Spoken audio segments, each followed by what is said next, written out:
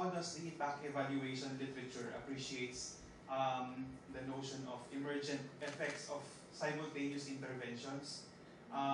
We asked because in the case of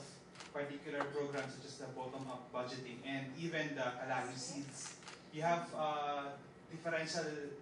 sets or differential menu of programs which may not be comparable across towns or across municipalities where it was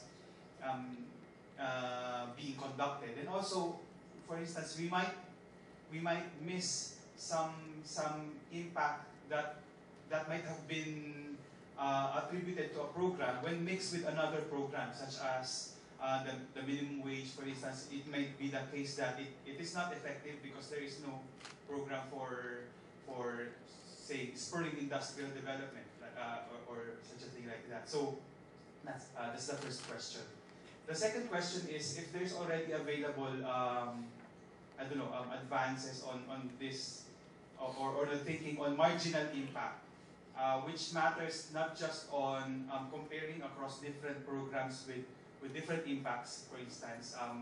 as stated by evidence,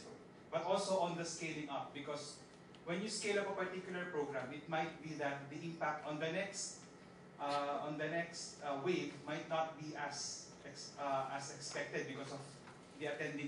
attendant cost of scaling up or diminishing returns of a particular intervention. So, two questions on the simultaneous interventions and on the marginal impact, the marginal